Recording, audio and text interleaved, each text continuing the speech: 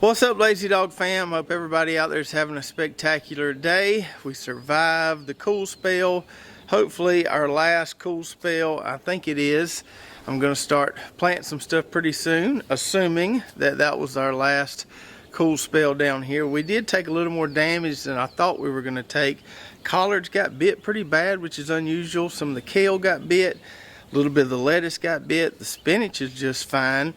English peas took a little bit of a hit. Most of that stuff should be okay. I don't think it really killed anything, but it just did more damage than I thought it was going to do. So now that the cool weather has passed, it's time to start getting some of these warm season crops in the ground. I was going to plant tomatoes today, and I still may plant tomatoes later today. We'll do another video for that. But we got some rain coming in. I don't know when it's going to come in. The forecast keeps changing every 15 to 30 minutes or so. I don't know how heavy a rain it's going to be, which worries me a little bit.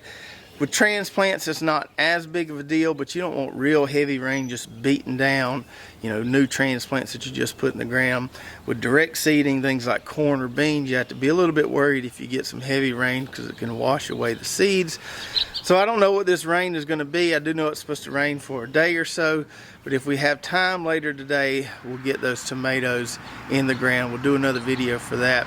But what I wanted to do in this video is kind of set the stage for our warm season planting, tell you kind of my order of operations, what I'm going to try to get in the ground first, what I'm not in a huge hurry to get in the ground, and then we're going to do some drip irrigation setup. We're going to go ahead and set up our mainline tubing, kind of our manifold for our drip system on our tomato plots. We've had a lot of people asking about showing how to set up a drip system, kind of the basic components of a drip system, so hopefully we'll have time at the end of the video to show you some of that.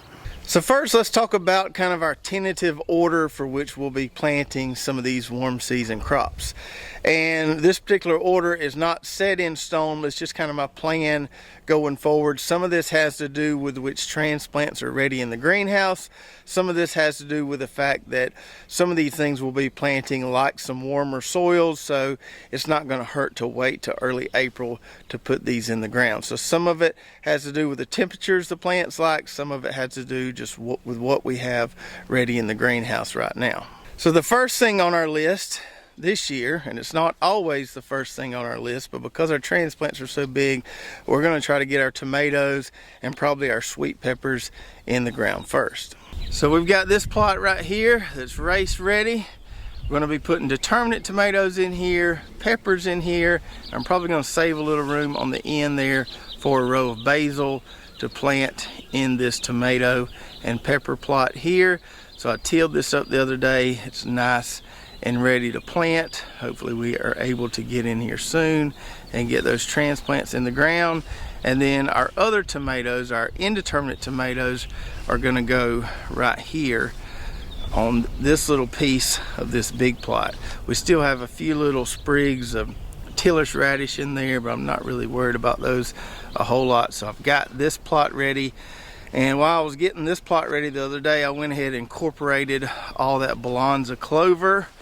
That stuff was pretty thick, so I may have to cultivate it one or two more times before it's ready for corn, which will be down the road a little bit. But we did get it mowed and we got it started to get it incorporated a little bit. And then after tomatoes, it's going to be time for squash and cucumbers. Now usually squash and cucumbers are one of the first warm season crops I plant, but because my tomato transplants are ahead of my cucumber transplants a little bit, I'm going to do the tomatoes first. We're going to be putting our squash and cucumbers right behind me here. So I got this little plot weeded and cultivated this past weekend. We're going to use our arch panel trellis here to grow our cucumbers vertically. We'll put the Supremo pickling variety on one side. We'll put the Corrento slicing variety on the other side, and I'll probably just do one row of squash here. This plot's kind of small. Our squash plants usually get pretty daggum big, so we'll just have one row of squash right down there, probably a couple different types, and then we'll have our cucumbers climbing on that thing. And then after the squash and cucumbers have been planted, cucumbers transplanted, squash direct seeded, Then, just based on the pace of how things are growing in the greenhouse, watermelons are probably going to be next. So I got a little more cleanup to do in this plot here, but it's not far from being ready to plant watermelons. So we got this space here, we got those English peas there, and then we've got this space over here. I might be able to squeeze 2 rows of watermelons in right there. I don't quite know yet. This space over here is a little smaller, so probably just enough room for 1 row of watermelons. Either way, we'll get a decent amount of watermelons from the space we'll have available in this plot. Now, my pumpkin transplants in the greenhouse are growing really fast, and they may eventually outpace the watermelons. If they do, we'll do pumpkins first. Right now, I think it's going to go watermelons, then pumpkins. So we cleaned up most of this, what was a root veggie plot several videos ago. Still got to pull up that half a row of parsnips there, but we got it mostly clean and mostly ready.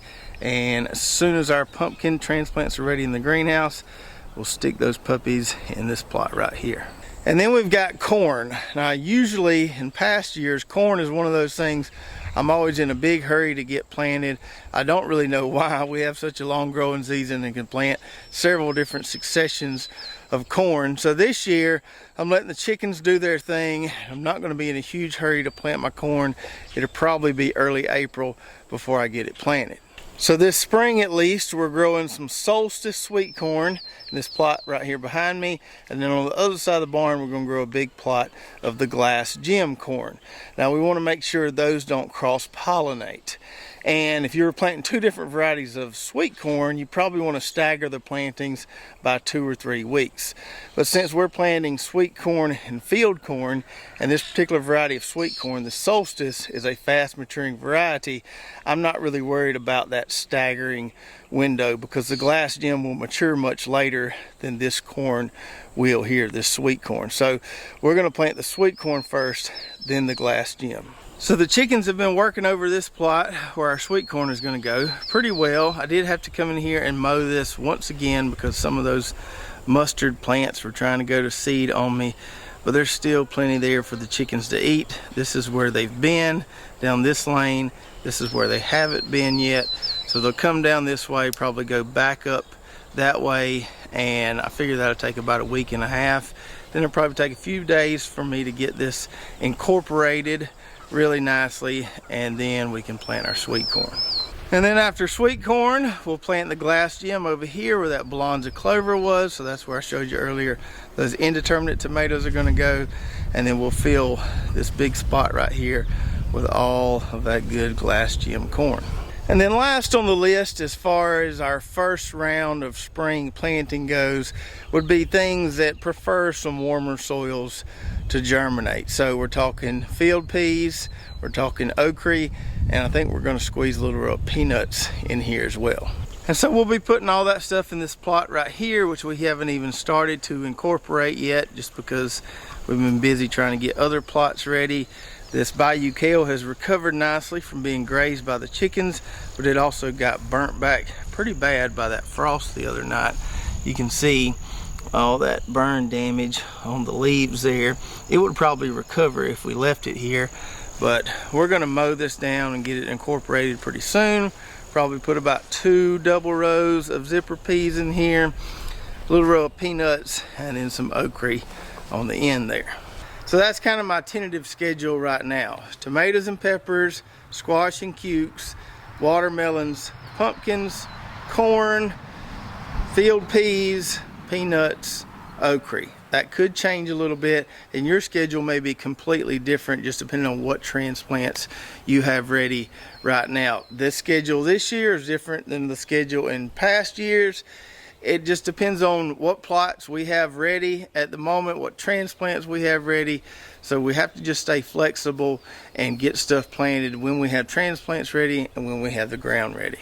And speaking of planting, I want to address something that we get asked a lot in emails, comments, social media messages, and that is planting direction. A lot of people want to know, does it matter if I plant east to west, or does it matter if I plant north to south? Which direction should I plant for best results? Now, some people will swear that planting direction matters, and it may for some people, but here on my homestead I haven't found that it matters. Most of my plots are all in direct sun, so no matter what direction they're planted, they're going to get the same amount of sun pretty much all during the day. For example, these two plots right here are always planted with rows in a north to south direction.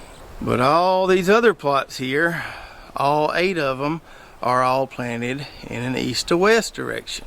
And in all the years we've been gardening here, I haven't seen any significant differences in planting east to west versus north to south, at least here on our property.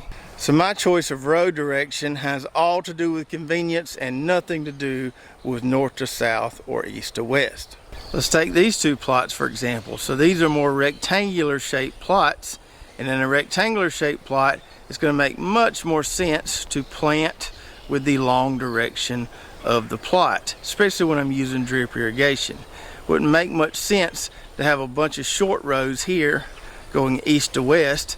Makes a lot more sense having the long rows going north to south.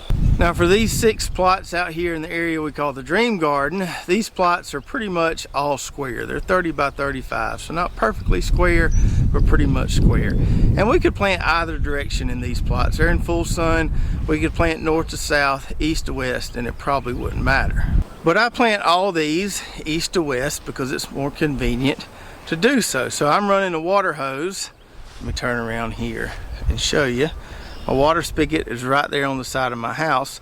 So I'm running a water hose right down this middle lane between all 6 of these plots here to feed each of these plots.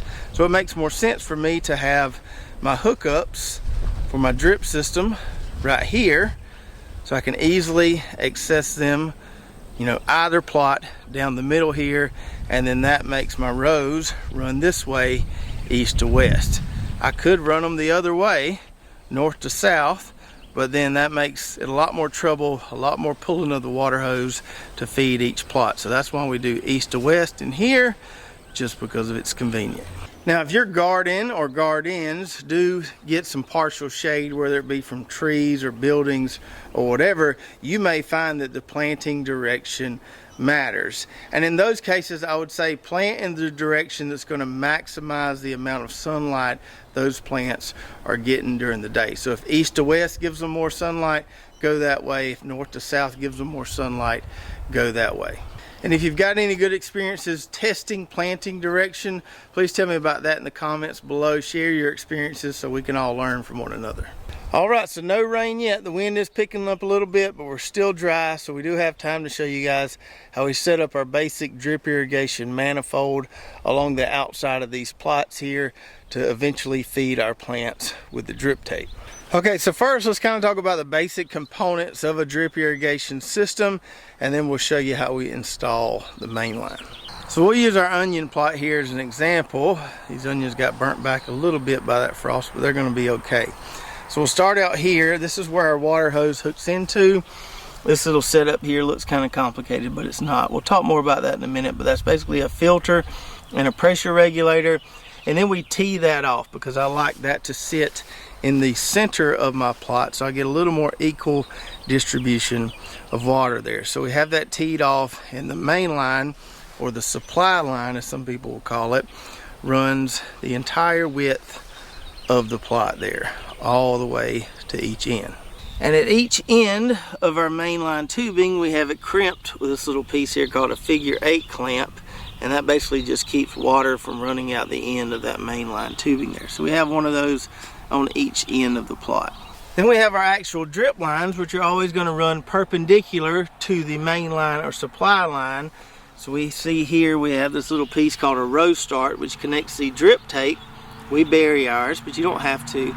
That connects the drip tape to this mainline tubing here, and so the drip tape in this case runs underground all the way down that row there. And at the end of each line of drip tape, we have those crimped and terminated with this little piece here called a row end. Now you don't have to use these. Some people will just tie a knot in the tape, but I really like these pieces because they're quick and easy to install. So now that I've showed you kind of the general layout, let's talk a little bit more about the mainline tubing system. Now for the mainline tubing and the fittings for it, like the elbows and the T's, you should be able to find most of that locally. Our local Home Depot carries this tubing here in addition to any elbows, T's, any of the fittings for the tubing itself. This is a 100-foot roll, which is normally what I buy just because it's easy to handle. It used to be about $9 or $10. It was $14 yesterday, so it's went up a little bit just like everything else has. But it's nice to have a convenient source for that nearby, so if you get in a tight, you run out of something, you can run up to your local, big box store and grab some of this. And the tubing we use here has a 1/2 inch inner diameter and a 5/8 outer diameter. If you're buying this stuff online, some people will list the outer diameter, some people will list the inner diameter. It's a little confusing, but 5/8 or 1/2 inch, pretty much the same thing. With this particular size of mainline tubing, the only restriction is that you can't do rows longer than 100 foot long. We don't have any plots that big, so it's not an issue for us. If you have a larger garden and you have rows in excess of 100 foot long, then you need to go with a larger diameter mainline tubing. But for most people, this right here is going to do the trick. And you can also find those figure 8 end clamps I showed you earlier at Home Depot. So I got some of those yesterday. I'm bad about losing these for some reason. I can keep up with all my other drip fittings pretty well, but I have a hard time keeping up with these. So I got plenty extra just to have around. Now this setup right here is something you may not be able to find at your local Home Depot. You might be able to find it, but I'm not 100% positive. And like I said, this looks complicated, but it's really not. So we just have a fitting right here that our water hose can screw into. Then we have our filter right here, so you can unscrew this, pull this out. It's a fine mesh filter. This one needs to be washed out. You can put that back in there, screw the cap back on that. Right below the filter here, we have our pressure regulator, which is necessary when using drip tape. You can't just run full blast water from the hose through there. It will rupture those drip lines, so you got to reduce the pressure down. We use a 12 psi pressure regulator. These are also built for certain flow rates. So this particular one is for 1/2 to 8 gallons a minute. My well does about 7.5 to 8 gallons a minute, so this one works fine for me. They do make some of these for higher flow rates. If you've got a really high water output from your well, like it's putting out 10 gallons a minute, you need to step up to a better pressure regulator. And then below the pressure regulator, we've just got this teed off so we can put this in the middle of our plot. So like I said, it looks complicated, but it's pretty simple. Water hose hooks in here, filter, pressure regulator, and then our main line connects on both sides of this piece. Now we get a lot of people asking, why do you put this setup right here at the beginning of each plot? So you basically need a different one for each plot instead of just putting it at your spigot or your well. So here's my spigot on the side of the house here, and this water hose runs down and feeds all those plots. I just have to move the hose from plot to plot. But I could put this right here if I wanted to. This will screw right into my spigot there. I'd have to change these fittings down here a little bit so they connected to a water hose and not mainline tubing, but that wouldn't be too difficult. And if you're doing nothing but drip irrigation from that spigot, that's a great way to save money. That way you only have one of these as opposed to having one at every plot like I do. But for me, I'm not always using drip irrigation on every single one of these plots. For some vegetables we grow, we just overhead water them with a tripod sprinkler. Take potatoes, for example. We don't use drip irrigation on potatoes. I also grow a lot of cover crops, rotating them in between vegetable grow outs, and we use an overhead sprinkler to water those, get them germinated, get them up and going. And I don't want this pressure compensation when I'm overhead watering. So that's why I have one of these at each plot instead of having it at the spigot. All right, so now let's get this mainline manifold set up for this tomato and pepper plot here. It will end up looking just like it does over there on that onion plot. So the first thing we want to do is uncoil our mainline here and stretch it out along the width of this plot here. So I only use about 35 foot of this 100-foot roll here, and they do make couplings for this stuff so you can splice two pieces together. If you've got a couple short pieces and want to make a long piece out of it, you can splice it together really easily with a coupling. So we've got it laid out there. This stuff has a good bit of memory, so letting it sit in the sun will kind of work out that memory, make it a little more pliable. And I always like to put a brick on each end here just to kind of hold it down until that memory kind of works out. And as you can see here, I also like to lay it on the garden soil, not on the grass, just kind of right inside the border there. So I'm coming along here with my riding lawnmower to mow between these plots, and I don't want to run over this stuff right here and just make a mess. So we lay it on the soil, just kind of right inside the edge of the plot. So now we need to crimp these mainline ends here. So we'll take our little figure 8 clamp, we'll slide it on there, slide it down a little bit, fold this, slide it back on the other end, and that's good to go. And then for installing our filter, our pressure regulator, and our hookup here, we're just going to pick a spot that looks like it's kind of in the middle of the plot. I don't measure this out. I am going to use another brick here because as soon as I cut this tubing will want to fly up because of that memory on it. So we're just going to take our little pipe cutters here, cut it in half, and then we'll attach one end to this side of that T. Tighten that nut down there. And we'll take this other end, slide that on there, tighten that down, and we're good to go. Alright, so we got that installed nice and straight there, and we can plug in a drip tape line anywhere we want along that main line tubing there. Whatever we want our row spacing to be, it can be that, because we can put a hole anywhere we want along that tubing there. Now in a week or two, we're actually going to be using this same tubing here to install an irrigation system on our fig trees back behind the barn there. Now we're not going to be using drip tape for that. We're going to be using these little drippers that connect into the mainline tubing, but we'll do a video on that and show you guys the whole process. And one thing I should mention, so I told you this stuff right here and the fittings for this mainline tubing can be found locally in most cases. The actual drip tape and the drip fittings are not always as easy to find. Now, because this is a huge agricultural county, there are stores around here where we can go get drip tape and drip fittings. They're not real close to me, so sometimes I just order online if I think ahead, but I can go there and get some of those drip tape fittings. If you don't live in a heavy agricultural town or county, you may not have such a store nearby, and it may be best for you to just order online.